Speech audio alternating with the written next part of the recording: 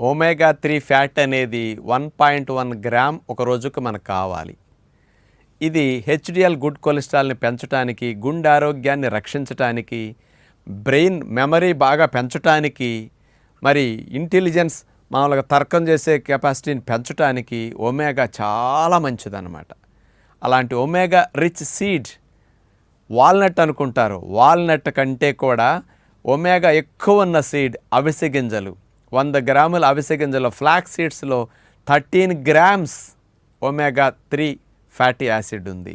కాబట్టి ఇలాంటి అవిసె గింజల్ని దోరగా వేపించి ఒట్టిగా తినండి.